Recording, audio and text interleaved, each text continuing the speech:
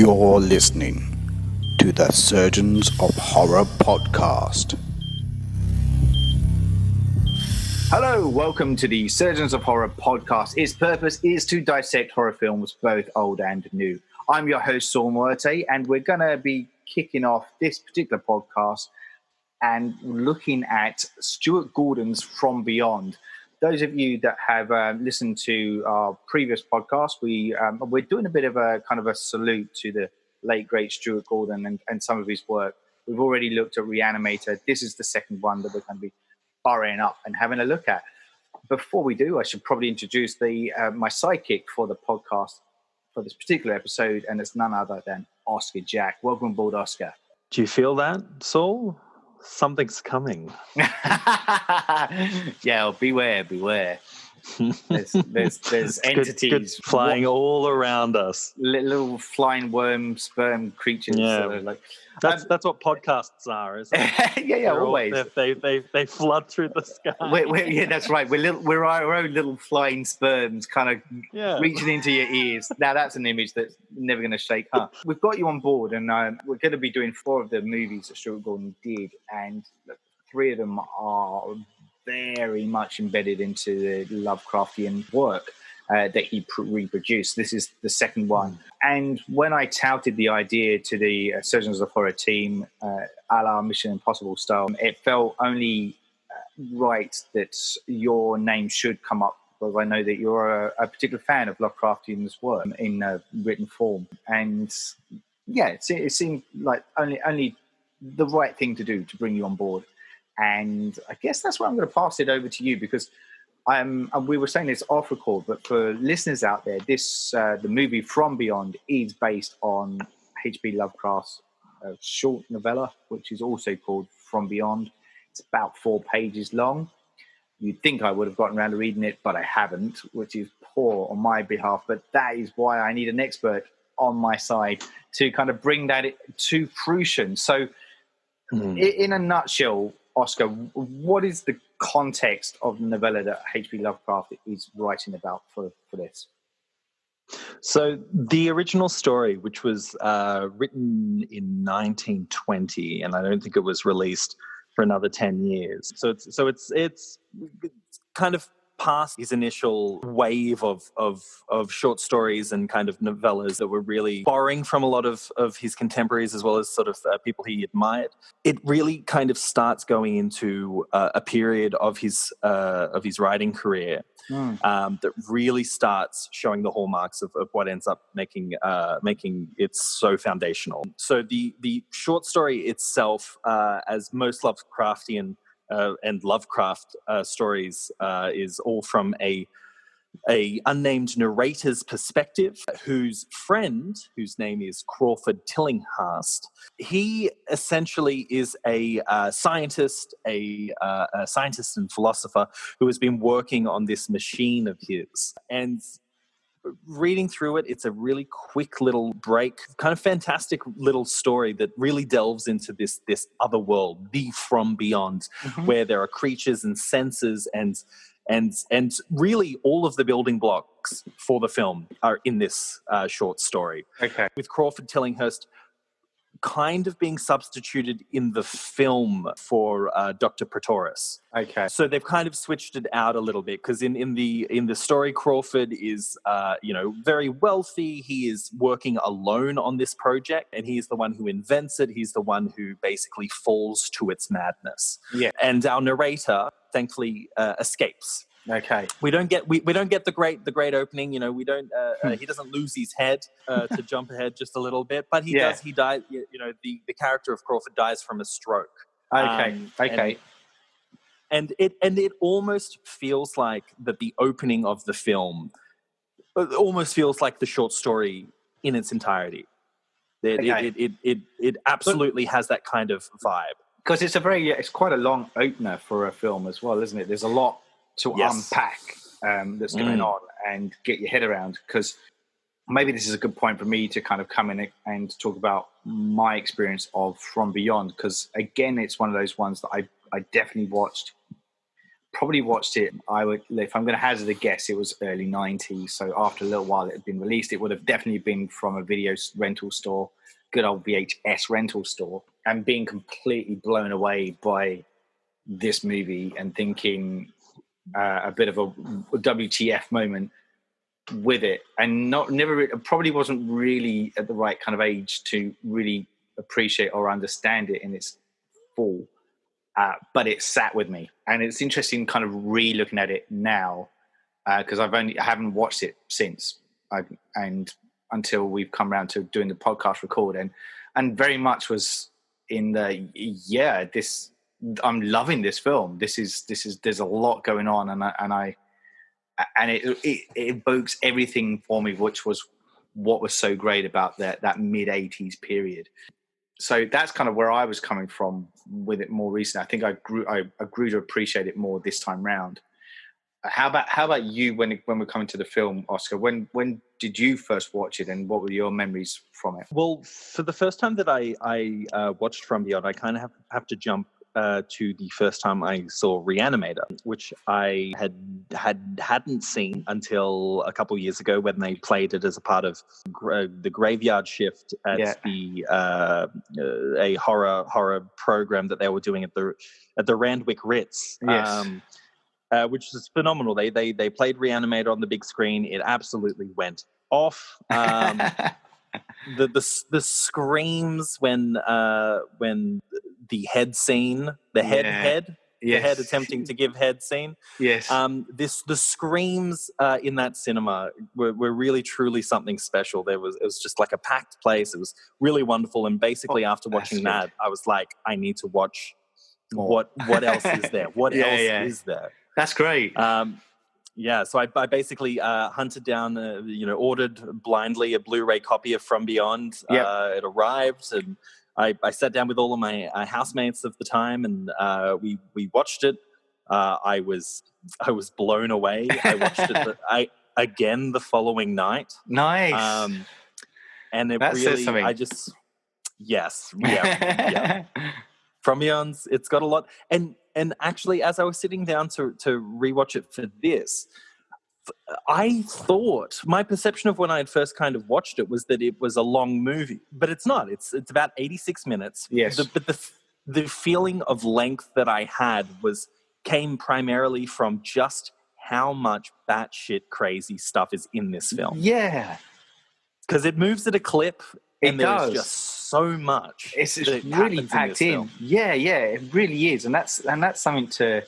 And I mean, it goes back to what we were saying about the opening of the movie too. And maybe this is a good point to actually start dissecting and discussing the plot line, because and those that aren't familiar with our podcast, this is what we do. We take an existing film, generally it's a classic. Sometimes we throw in a couple of new ones in there, and we just go through the plot line and start kind of talking that through. And sometimes it makes sense, sometimes it doesn't, and we just kind of discuss what impact that had on us on those particular scenes as we go through it. So, as you said, this is the bit that you said is similar to the novella, and we open up with we learn that we don't see him straight off the bat, but we learn of Dr. Edward Pretorius, who is a scientist who has developed this thing called a resonator, and it's a machine that allows whoever is within range to see beyond normal perceptible reality. So with it, beyond what we can see within our plane. So we start breaking down. This is where it gets incredibly quite scientific and perhaps complex, but I found the understanding of that quite interesting. I'm looking at the point of view from before we were able to kind of really kind of use microscopes and look at bacteria and what that looked like. It's a similar thing, but we're breaking through dimensional space in order to see these entities that live beyond what we can physically see, which is great. I thought this is such a cool concept. And so we pick up with the assistant, who's Dr. Crawford Tillinghast, and none other than Jeffrey Combs again. This guy is just so good at kind of hamming things up, but just kind of keeping it just this side of reality and normality to make his part believable and not too far-fetched. And he goes places his character, I should say, goes places in this that's pretty batshit crazy. So he's the one that we see activating this machine. And at which point we start seeing these strange creatures that are floating through the air, which are kind of, like I said, It's just he only has it on low at the moment. Yes. There's only one of the forks that is glowing this wonderful violet, which is mentioned in the short story. The color, like the whole color scheme of this film, which like Reanimator is drenched in that like sickly green, as much as this film is absolutely slathered and gooped in the violet kind of purple. Yes. As they're kind of seeing this little Muppet flying around. Yeah. But like, what do you make of the special effects now? Like looking at it now, it is certainly has an element of datedness, but I think the worm stuff is really good. Because it's so simple. It is basic puppetry of because these things are and there's a moment later on with a jellyfish that goes from floating goes from floating puppet down into practical on-set kind of puppet creature. Yes.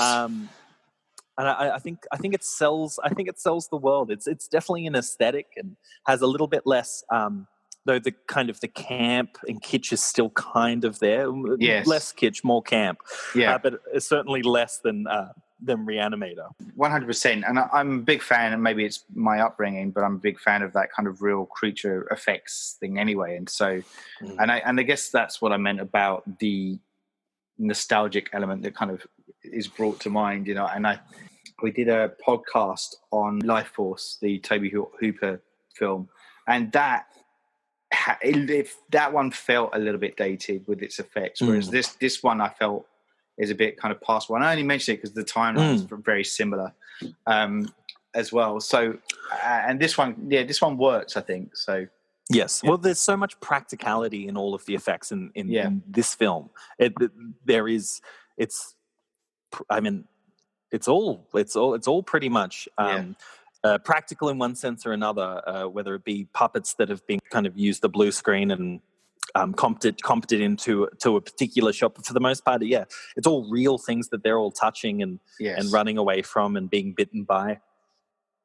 That's it. So when we have, like, we've got this, as we said, Tillinghast has kind of just flicked the switch on this thing, and it's humming along at a low level, as you said, and we're seeing these creatures. But then one of these creatures comes up and bites him on the arm, I think. And it's on the cheek. That's right. It's on the cheek. On the cheek. Yes, you're right.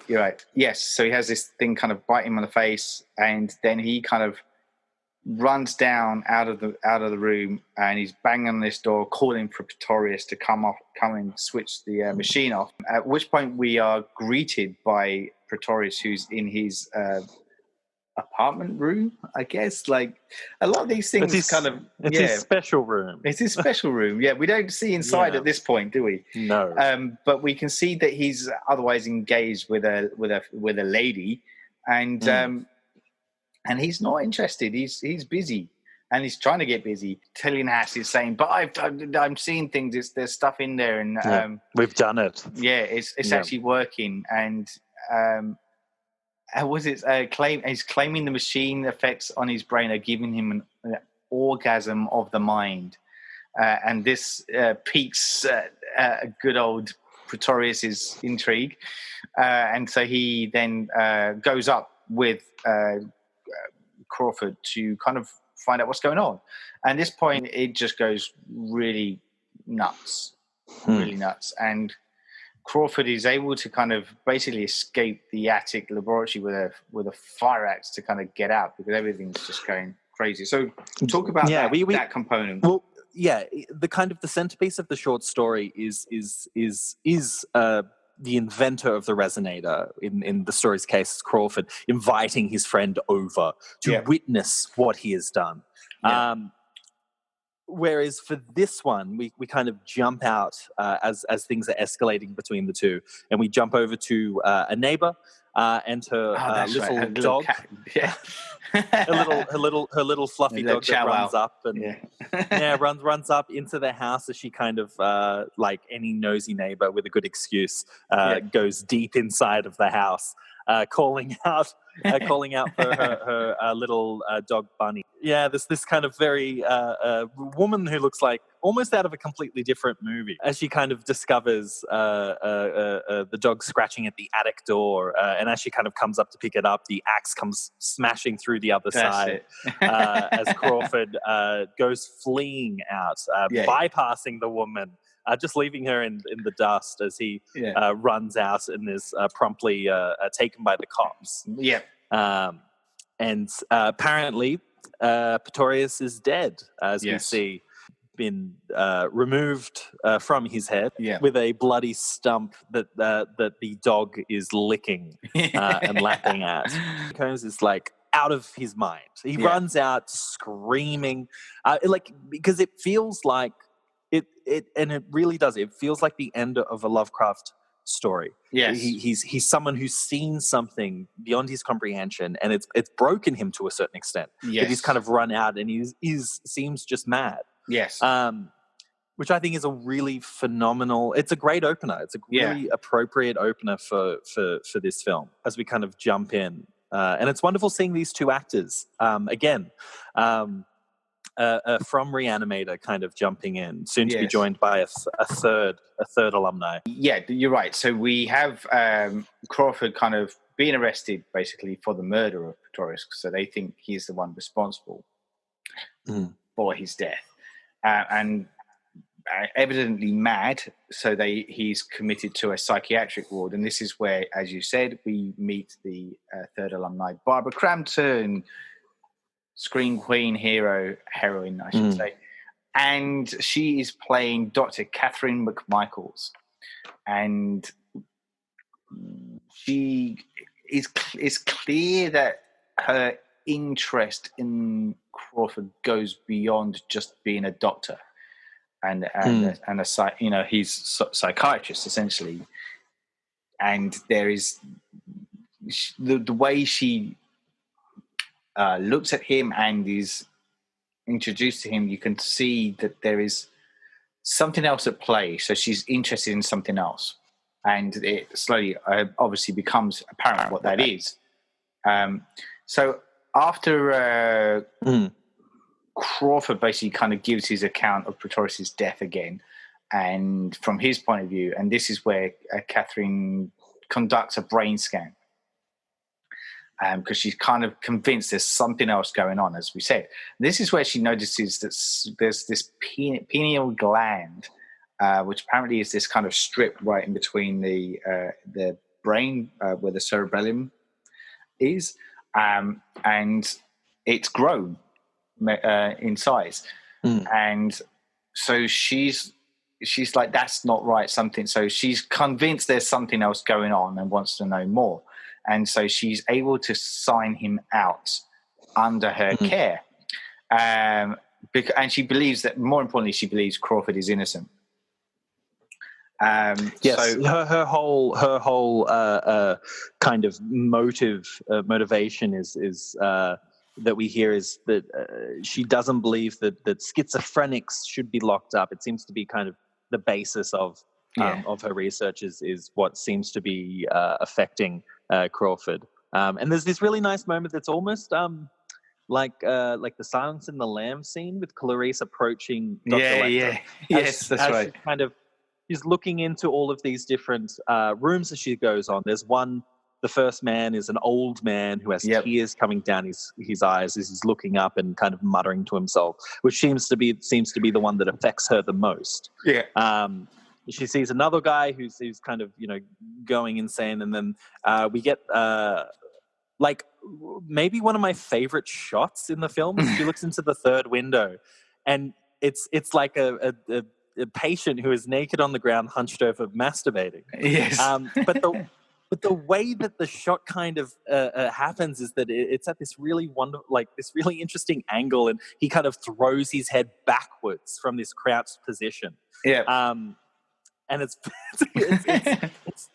it's real gross, but it also shows that she doesn't really react to him as much as she does to the first. That's true. The first old man. Yep. As she kind of goes in and kind of sweeps Crawford out of there, with our fourth lead, or our Ken Foray. Yeah. Ken Foray as Lieutenant Bubba. Yeah, and I'd completely forgotten he was in this. I slipped my mind until I rewatched it. I was like, oh my god, that's right, it's him. So people may know Ken Foray from Dawn of the Dead, was probably the biggest one he's done, but he has since been picked up by not Texas Chainsaw Massacre 4. No. Or no, sorry, it was 3. It was 3 he was in. Yes, that's right, number 3. That's right. But he was also he's been in Rob Zombie's kind of picked him up more of late in a couple of his films. So like he was in the first Halloween one, I think, from memory, and he was in Lords of Salem as well. Ken Foray, good to see him back. Yeah. Not back on screen, but revisiting one of his roles. And he is a bit, again, the action dude in this. I would say he's the one that kind of is the one that pulls the punches. And he's cutting the tension as well. He's kind of thrown. He's the kind of the streetwise. He's the non-scientist. Yes. Of the group. Who's very much kind of a bit of an audience surrogate. Yes. Yeah, that's right. And he's a detective in this as well, which I wasn't aware that he was a detective. I just presumed he was a mate of Dr. Catherine until I read the credits, and I was like, I never realized he was a detective. Okay. So, which kind of makes sense because he's hired in as an investigator for Pretorius's death, alongside Dr. Catherine, and is on this escapade to kind of find out the truth behind it all.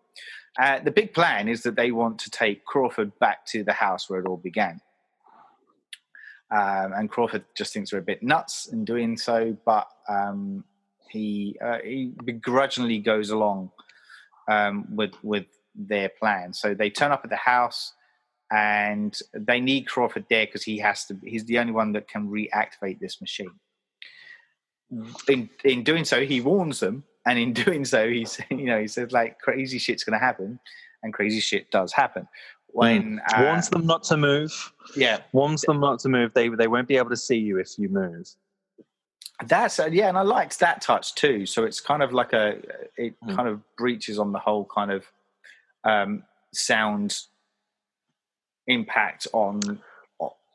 They're responding to sound, so that's very much like predators kind of will do that. They'll hunt down a sound. Like use sharks, for example, will pick up on sound before they pick up, and their sense of smell actually. Before their sense of sight kicks in. So it's very much a similar kind of thing where they attack the other senses first, or use their other senses first. And it also lends weight to the whole notion of going beyond what we see. And I think that from our perspective as humans, the only way that we can understand that is to look at the other senses, to explore that and create that. So I thought that was a kind of a nice touch to do that. And you're right. So he's which is in the short story. Oh, cool. There you go. So that's in the short story. The penaural pineal gland. The pineal gland is in there. Yeah, cool. So Crawford warns them not to move as they reactivate the machine, and these creatures do start to appear. This is where we see a severely deformed Pretorius who is still alive, and he appears to have been in the attic this whole time. And he's stepping out of the shadows. That's it. And he tells that wonderful soothing voice. Yes, and he tells the three of them that the world beyond where he is at the moment is basically kind of this pleasurable kind of place. Think the kind of stuff that Pinhead and the Cenobites do in order to lure people into this kind of sexual kind of world that it also is a world with pain. And it's beyond. It's beyond the five senses. It was never enough. for Pretorius. That's it. He even says, he's like, you know, like, if you don't believe it's me, you know, touch me, I'm flesh. When he does, his hands go into it goes gooey. His head kind of opens up. And we even get this little touch when they first switch the machine on before Pretorius jumps in. Is that Barbara Gordon? Barbara Gordon. Jumping into that. I'm reading too much Gotham. It's all good. Catherine McMichaels. Yes. There's a moment when Catherine McMichaels grabs Crawford's arm, and it's not like zoomed in; it's just in the wide. You can see them kind of grabbing onto each other as they're kind of flooded by this extrasensory experience that starts flooding them. There's so much in here. Speaking on predator behavior. Yes, that's a big part of this. Yes, with this thing that got Pretorius, that has become Pretorius. Yes, that we kind of don't get too good a look at before he's able to hit the switch off, and it all disappears. Yeah, and I'm glad you mentioned that too, because you're right. It's a subtle enough thing that happens between Crawford and Dr. Catherine. And this kind of underlying sexual tension between them, and it's the moment that kind of ignites that further as we move beyond that. You know, so it's a nice little touch, and I think, as I said, I think it was a good moment, and I'm glad you brought that to the conversation. And so when Pretorius's body kind of breaks apart, like you said, when he tries to touch him, it's this kind of gooey thing, and that leads Bubba to pull his gun and fire the gun at the doctor, and that's at the point where Crawford quickly shuts off the resonator, making Pretorius and all the creatures disappear. And then we kind of cut to morning, and the three main people, so Crawford, Catherine and Bubba, talk about what they witnessed. Catherine is really insisting that she's got this idea that the resonator will cure schizophrenia, and so she's kind of willing to pursue it and further. So she suggests that they turn the machine back on, but Bubba and Crawford don't agree. They think it's too risky, and they've done the experiment. They've done what they were planned to do, and they don't want to go any further.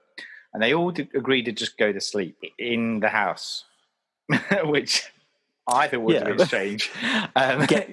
You know what? That didn't even it didn't spark up so much for me. But they're having breakfast, and then they decide to have some rest. So, which they may have.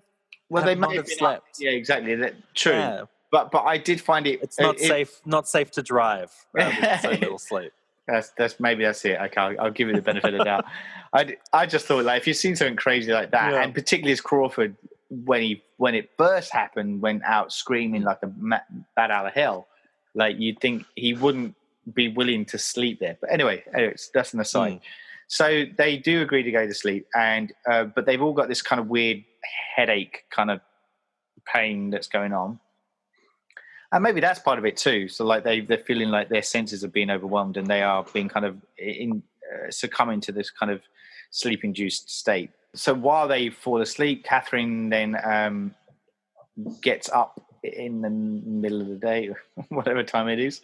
There's a little bit of timeline timeline confusion. So she goes up in her nightgown. In her nightgown, because she's starting to get the lure, and she gets this kind of pleasurable feeling from the machine, and she turns it back on, and this brings Crawford back awake. He can feel that it's on. Yeah, there's like something. That kind of. So, but he goes up, doesn't he? He goes straight up to the lab, running straight up. That's it. And tries to switch it off, but she gets in the way, and they end up very passionately making out. And it's this interesting dynamic, because it's like she is very deeply under this effect. Yes. And so the first, and like with speaking about this kind of this theme of predators. Yes. She becomes quite predatory in a sexual sense, whereas Yeah, perhaps earlier she was predatory in a bit of an opportunistic psychologist. She was willing to use whoever she needs. Yeah. But she kind of kisses him and he doesn't really reciprocate. But then on the second kiss, it's both of them, as you can see him kind of fighting this urge, quickly joined by, again, Dr. Pretoria. And we get our only bit of nudity in the film. Possibly, but I know there's a bit later on, but I don't know whether she's nude or whether she's just in the S&M gear. But I think she's just in S&M gear for that one. Okay, but, Pretoria says that she's lovely. Yes. And that before all of this happened, he would have enjoyed her in a different way.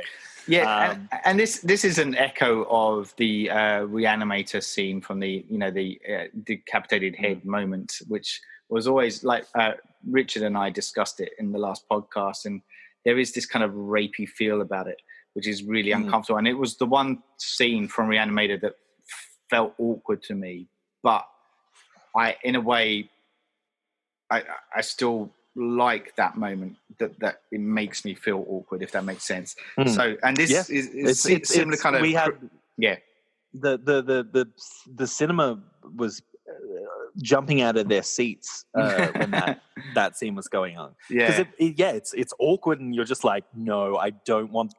You don't want anything to happen less than this. Yeah. And it's definitely a strong vibe. It is, from Beyond. So there's this same kind of essence that's coming on with the, again, kind of Mad Doctor, with these lecherous kind of moments.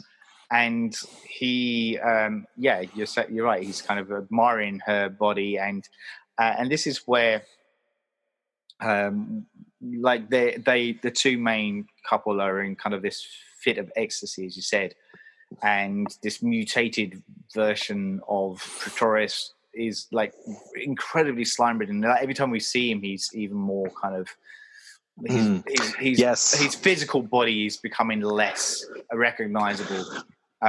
His arm, it's one of his arms is fused to his body. This really kind of wonderfully gooey application. Yes, yeah, and so and this is where I think Bubba comes in at this point too, and just as Edward has grabbed Catherine and he's ripped off her clothes, and we have that the nudie scene. And he's about to eat her mind and take her to the world beyond. And so he's literally trying to suck her brain, essentially. And Crawford and Bubba manage to kind of get out of the attic, and they go down into the basement to try and shut off the main power grid from there. But then when they get down there, they come across this giant phallic worm. And it's a mini dune worm, a little sandworm. Yeah, it is. Yeah, I like it. And and as an aside, I cannot wait to see that film. So going back to this, Crawford and Bubba are in the basement, and they have this kind of encounter with this monster, this worm monster. Crawford starts to kind of have feels these vibrations throughout the entire house. And the worm starts to devour Crawford, and like literally kind of, I think we only see his legs kind of protruding out at some point. And so it's down to Action Man Bubba to try and stop everything, and shut the power off. And he does so. He succeeds in kind of breaking. I think with a fire axe, he's able to kind of break the power, and the worm kind of spews out Crawford, but now Crawford is completely bald, and is the look that he carries throughout the rest of the movie. He's got sores all over kind of his torso. Because we switch from that moment once he switches it off, and we see both of these people getting their heads devoured. Barbara was a little bit luckier.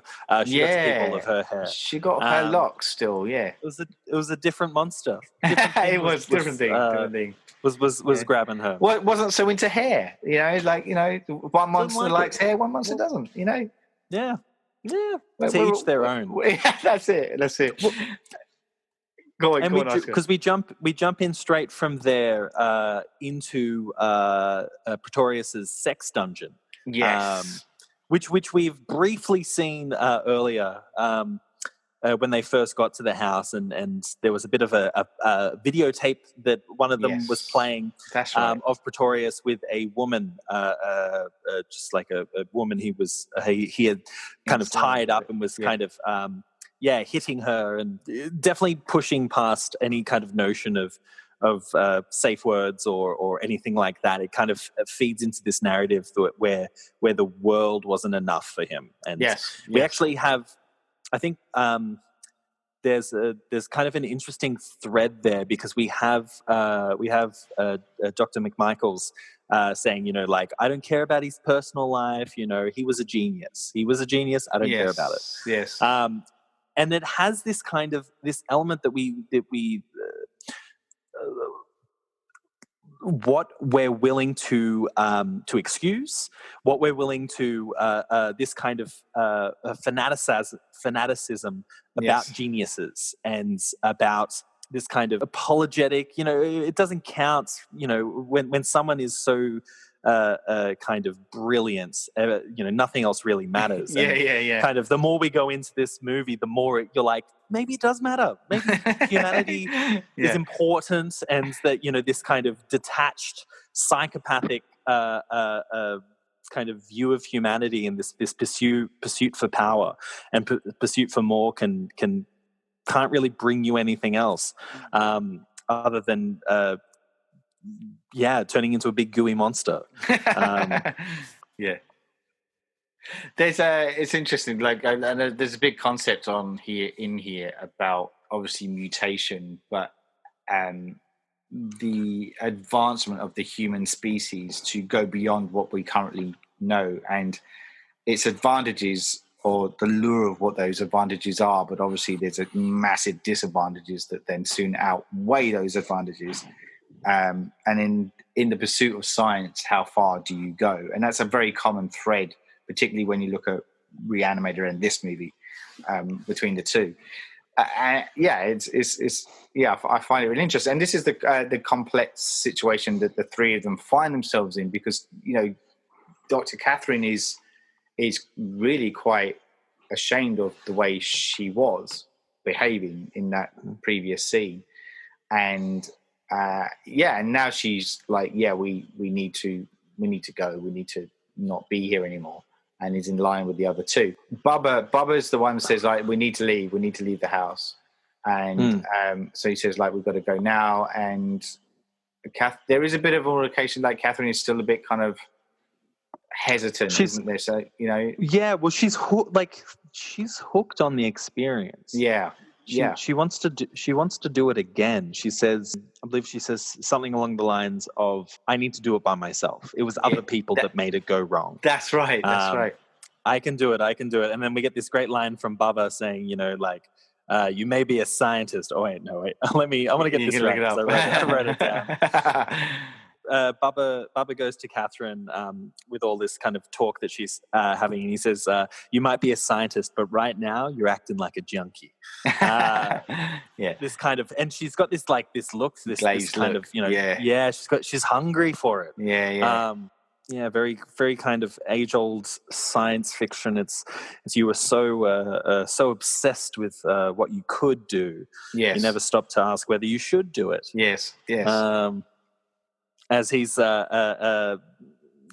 got Crawford lying down, having ointment put on all of his awful sores, and we get Bubba going down to the car, to pack, and leaving McMichael as she kind of goes around this sex dungeon and is just getting more and more kind of more and more. Not titillated. She's just getting more engrossed in the whole thing. Yeah, that's it. And she opens up a cupboard that is filled with leathers and different kind of wearables as she kind of like runs the glove down her skin. And quickly dons the whole outfit and basically starts molesting Crawford. This little like hairless kind of little penis of a man. There are a lot of phallic imagery in this film.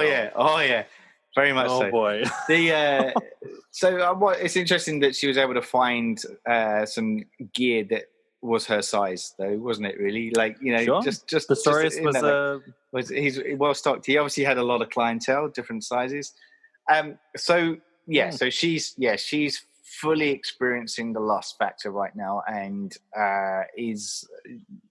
the attraction from Crawford's penis head is too much for her, and she goes into sexual overdrive. She disrobes and is basically riding on top of him at the point when Bubba comes back in with a look of what the fuck are you doing?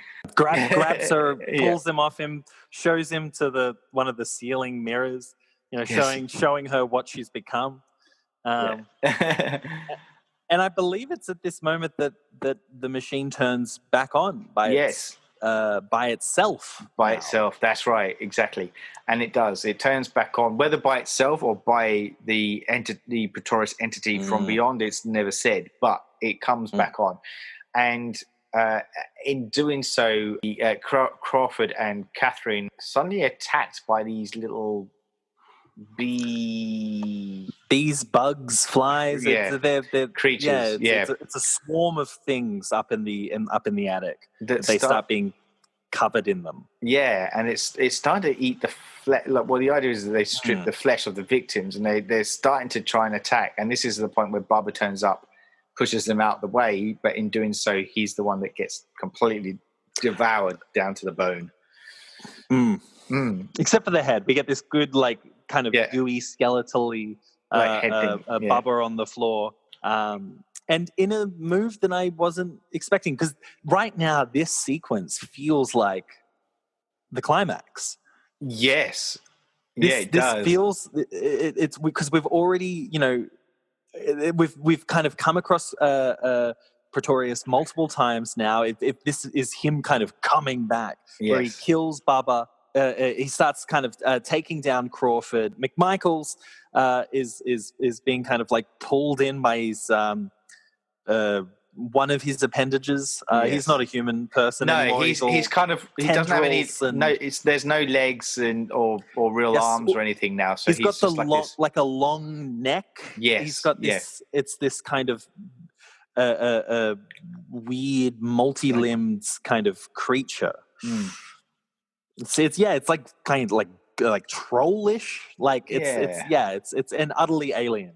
Almost a bit to us. Blob-like too, though. You know, I'm not talking Steve McQueen, the Blob, but the remake with Kevin Dillon, kind of Blob, kind of like creature. That's my favorite. That's my favorite movie to double feature with this one. For good reason. Ultraviolet violence. So at some point we're gonna have to podcast on that for sure.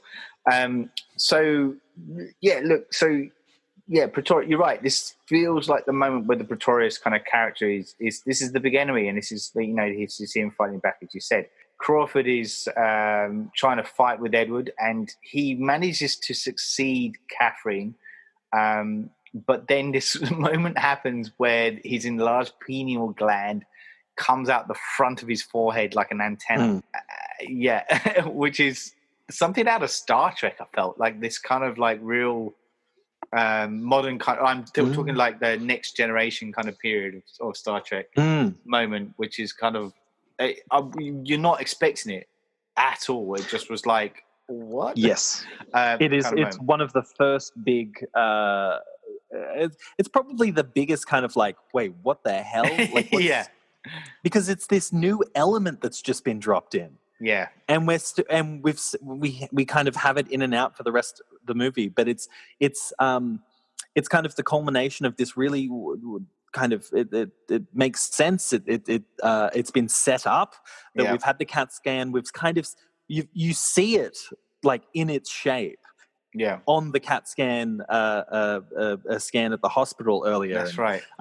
There is even like a really quick moment where they're always touching where where the kind of the gland is, which they mention is, was viewed as it's the third eye. It's tied into this kind of extrasensory this sixth sense that we have lost, or that maybe we once had, or we have got the ability to grow into it.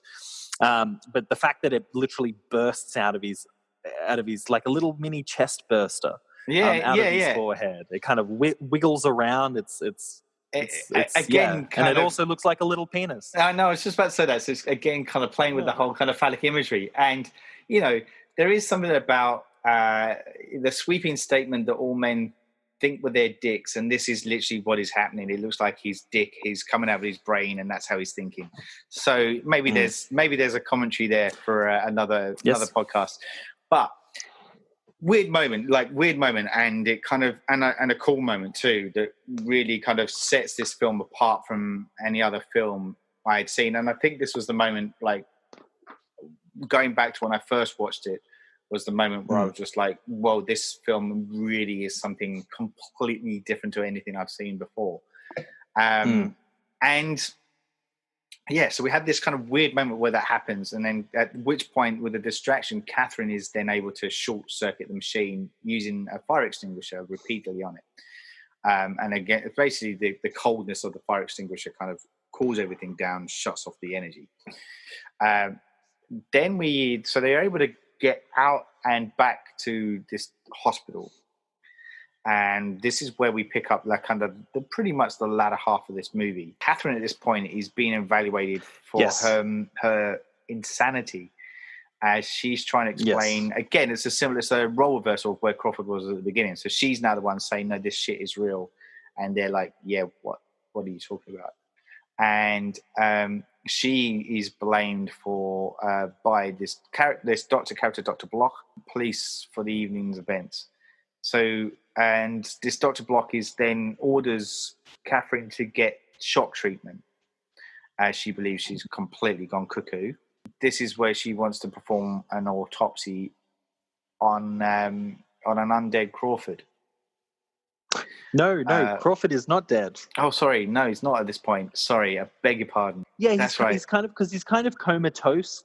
Yes, a little bit. He's just kind of in this fugue state, and they're trying with tweezers, trying to get the pineal gland as you can kind of see it like wiggling about, and they're able to kind of, and then it shoots out, and they're just like, it's kind of too much for them to handle right now. Yeah, we'll figure it out. Yeah. So the Dr. Block character is, I should mention here, is actually played by Carolyn Purdy Gordon. So at the time, she was Stuart Gordon's wife, and she crops up as well in Dolls as well. In another film that Stuart Gordon had done, and we're going to podcast on that one too.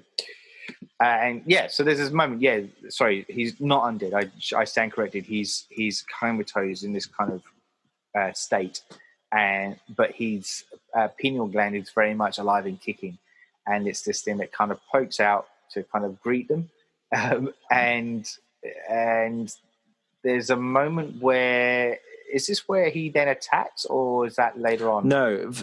So first he kind of comes out of his room. That's right. And he goes up to some plates, and he's hungry, and we see stuff in that food. Yeah, we see that stuff in that from that the predator vision. Predator vision, yeah. Yes. Yeah. As we're walking around, and he, from that point of view, he then sees something glowing kind of red, and he's like, "That's food. I want to eat that."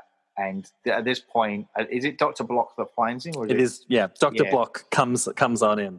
Yeah. And finds him crouched over, eating a brain from like a medical waste. Yes. Yeah. With his pineal gland, this may be out. But yeah, it's this really kind of disgusting view, and she is like, she gives a really wonderful performance where she's just kind of stepping forward, saying like, "That'll make you like, don't eat that. That'll make you very sick." Like, it feels like a really kind of realistic reaction. That she's not screaming. She's a nurse. Yes. She's a doctor rather. Yeah. She's stepping forward and like, trying to look after her patient. And then he kind of comes back into his senses and freaks out. And equally shocked. Then he looks in and you can see that same color coming from inside of her head. Yes. As we get maybe my favorite death of the whole movie, where he grabs her. God, he grabs her and sucks out her eyeballs, to the ground, and then starts sucking her brains out of her eye. Well, I think that's such a great kill too. Like, just generally speaking, that makes sense to remove the eye to get quicker access to the brain. I thought that was like really cool, and it's a kill that he attempts to do moving forward too. Like it's like his signature. And he completely like kills off Dr. Block by sucking out her brains, and then tries to then escape from the hospital. Which as he's kind of picking off some ambulance workers, all of the commotion lends to Catherine being able to escape just before she is electroshocked. That's right. Which is good, because I find that scene quite distressing as she's trying to convince them, trying to be as rational as possible as they're like putting the mouth guard in. It always evokes something, doesn't it, with this shock treatment? I mean, like, the one always springs to mind is One Flew Over the Cuckoo's Nest. I mean, there are others that have gone there, but that one always resonates with me with that. So it's a hard one to kind of look at. And I was reading a massive aside, but I was reading a book the other day about how that has been looked at as a potential cure for autism and its effects, but done in a very, very small doses, not to the extreme that we see in Hollywood or anything like that. They're like little pulses that are aimed at a specific part of the brain to try and stimulate I think it's like the dendrons within the brain to kind of, which they believe is the missing kind of jigsaw that people with autism don't have within their brain cells, and that's right. The missing kind of electric component that fires up within them, so that we have.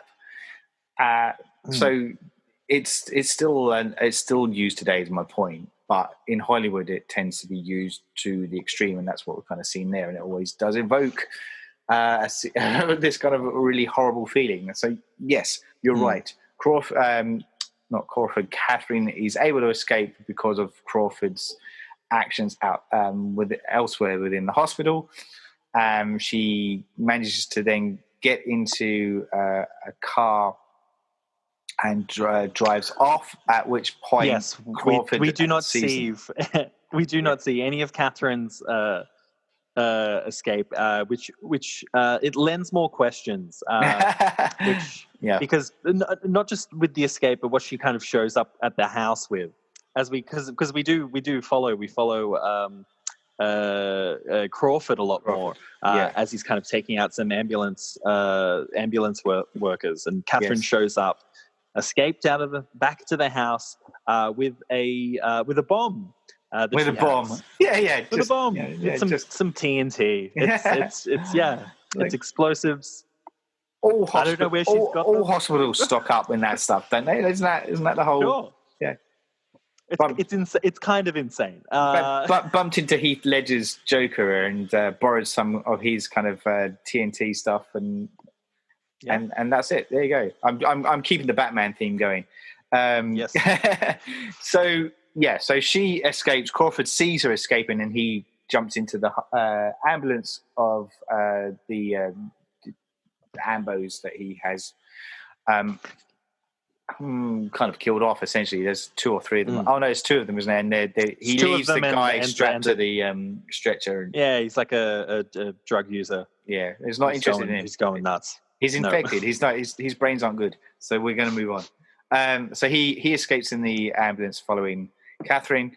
Catherine, we cut then back into the house. Catherine has set the bomb on the resonator for 5 minutes, goes to leave only to have Crawford arrive and chain her up in Edward's S&M room, claiming that he loves her. So again, this kind of igniting this kind of sexual interplay again, except he's now the one that's pushing it. And he's trying to eat her brain like he has done with the others, but at which point she bites off his enlarged pineal gland, and this reverts him back to his normal senses again. So it's this kind of extension of himself that has been severed. And Crawford is pulled away at this point, though, by this kind of deformed, mutated version of Pretorius. So still on the scene. And Catherine manages to lure these kind of like worm creatures that we saw before through her movement, and this is and she uses them to help bite the straps that so to release her essentially. And Crawford and Edward are in some kind of fight point at this point, but Edward is starting it's messy. Yeah. Edward's it's a gooey mess. Yeah, Edward, I keep saying Edward. Pretorius is starting to eat him, I think, at this point as well. So there's this kind of devouring thing going on. And then Pretorius then starts to pursue Catherine around the lab. But then this is where Crawford then starts to tear out from inside of Pretorius and break out of him and through his kind of skin, essentially. And the two are one entity, and they are fighting over this, over the controller with themselves. So again, the schizophrenia thing comes into play, you could argue, and as they are fighting, they kind of it gets more gooey, the body as it's breaking apart. It's breaking apart where it ends up just being almost like two skulls on snakes that are just both fighting each other. Yeah. As presumably Crawford's skull kind of chews off the tendril that has that's got Catherine kind of locked in. Yes. As we kind of keep on watching this bomb ticking down, closer and closer. That's right. Yeah. My favorite move is what she does. Jumping out the window. The jump out the window. The classic move. The go-to. It goes to 2, 1, and she just leaps and jumps straight out that window like she's the cowardly lion in the Wizard of Oz. Yeah. Just kind of run straight through the window as the whole attic and most of the house kind of explodes. Just explodes. Yeah. It's great. And this because this ending is maybe why I really love this movie so much. Okay. Is that she's hit the ground. Yes. We see that her legs are broken. One of her kneecaps has exploded. Yes. There is really significant repercussions and consequences for her jumping out a window. Yes. As some of the neighbors kind of gather around and try to see if she's okay. Including Chihuahua lady. Yes. Yeah. Our little nosy neighbor, she kind of comes up and they all kind of take a step back when they see this look in Catherine's eye as she just starts laughing. Yes. She starts laughing this wonderful kind of insane cackle that is truly it kits to black with this laugh, and which is I think one of the absolute minimum ways that to end a Lovecraft story. Yes. The fact that she she'll probably get the shock treatment now. Yeah. When she gets back, but she's broken. Her mind is absolutely gone. Yeah, I think she does utter the line "It ate him" before she. Does the line? Like I think she says the same line. The same line as Crawford in the beginning, where he says it ate him. Yeah. She says it ate him, and then begins laughing as this Yeah, it's wonderful. It's great. It's a cool ending. Really, really cool ending. It looks really good. I think for the most part, this is a pretty good looking movie. It's not. I don't think it's not stylistically flashy from a cinematography point of view, but I think the content and it has that similar kind of feel where you can tell that Stuart Gordon came from a theatre background. Yes. Because it's for the most part it's always all of these talking scenes. Yes. Which is not terrible. Like, you don't really think about it, but it's all of these characters kind of having these philosophical arguments and testing these ideas with each other and really kind of coming at the seams as it all kind of falls apart. Hey, it's pretty cool. I'm I'm just reading up a little bit now, and it's entirely shot in Italy with an Italian crew as a way of kind of saving money. It has a little giallo vibe to it, doesn't it? It does, yeah, it really does. And I'm realizing that may be why I end up liking this film, because I do have a massive soft spot for the whole giallo movement. It's visceral in the way it comes across, and visually kind of enticing. And I think I'm one of these guys. I mean, maybe you are too. Maybe most people are. But when I go and see a movie, I need to experience and feel something that moves me or can disturb me too. And this falls into both those categories. And I think for me, this is why it's a classic in its own right. It deserves to be watched. And I normally kind of jump down and ask this question, and I will ask you it anyway in a second. But for me, I think I would highly recommend this to anyone who hasn't seen it. It's, to me, still feels fresh. It still feels relevant. And yes, like, some of the effects are of its time, but with the whole kind of nostalgic 80s kind of revisited kind of thing that's going on at the moment, it's almost kind of seamless, and you would forgive some of those moments that do stand out because of that. And yeah, I really enjoyed the ride this time again, and I'm really enjoying going back and watching these Gordon movies again. It's been I rarely get to say that, I think, when I talk about some of the movies. Like, they're either like so embedded in my core and I've watched them countless times, or when I go back and watch one, I may have only watched it once or twice, and I feel disappointed. Like, it's, like I've had these strong memories of these films from when I was a kid, and I'm disappointed when I go back and go, that is woeful. But this time, no, I loved every moment that was happening on the screen. And like you were saying at the beginning, there's so much that gets packed in, and it's so out there and fun. Like, it's clearly a fun ride, as crazy as it is. The stuff that we're seeing, it's cool. Yeah.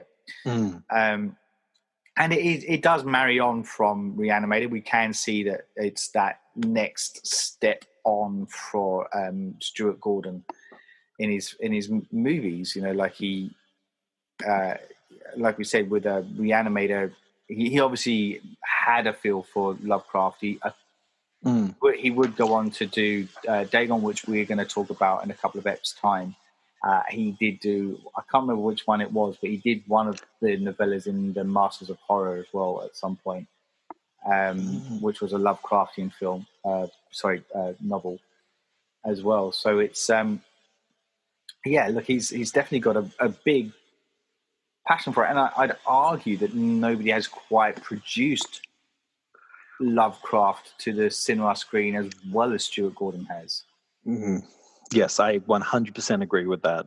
I think with I think Reanimator overall is a lot tighter a film. Yeah. And you can see that because I believe they started with it as a theatre production, and that they basically he was able to workshop it a lot as the play before they ever did the film, which I think lends to how clear and how crisp it is, and how it's such a tight movie, Reanimator. And From Beyond, you feel that the script isn't as tight, but it is more ambitious. It is it is this next kind of level, and it kind of has all of these things that Reanimator didn't have, or it's built on things that had Reanimator, including I think most importantly with Barbara Crampton. Because I think she's so wonderful in Reanimator, but I always feel bad with that she kind of gets put through the ringer, and she gets put through the ringer in this film as well. She does. Even though she starts off as this kind of glasses wearing, hair up, she's a wonderkind. She's this kind of product. Is this wonderful young genius, but she gets to do so much in this movie, and and she's said multiple times that this is her favorite role of anything that she's ever done, because there is so much that she gets to do in this film that you don't get to. You get to go from her her first experience with Pretorius. After she's freed from it, you see her run and start unplugging the deactivated machine in this almost like post-rape scene or near miss, where she does have this kind of this feeling of panic and kind of trauma coming through, and then this evolution into when the sexuality starts kind of infecting her, and she becomes a predator, and she gets to be in an insane asylum, and she gets to be on the run, and she gets to be loved. Like, she gets to do so much that she always and she works again with Gordon in Castle Freak in maybe 10 years time. Yes, that's right. Which is, I think, really important for me when I'm watching this movie, and my enjoyment of it is that she's like so game, and this wasn't something that she was uncomfortable with. This is something that she like relished in, and that she really loved working with these guys, and the products and projects that she's got to make with Stuart Gordon and Jeremy Combs. And I think that's just such a wonderful element. It's an imperfect character where she gets to explore all of these different facets. Yeah, that's right. And I think you're right. I enjoyed her role more in this one as well. I think you're right. She was able to kind of unleash a lot more, and whereas you could argue that her role in Reanimator was a bit two-dimensional. She's the girlfriend. So it's she's the damsel in distress. So she does have a lot more to go on with this, which is cool, and good to see her and teaming up with Coombs as well. I think that's I think that was I really kind of enjoyed that ride that they were on again with that, and seeing these two again. It kind of marries again with what we saw before, as we said. For those two. Cool. So I guess now as we bow out, it's time to ask that question to you, Oscar. We can tell that you like this movie. Is it just a like this movie? Do you love this movie?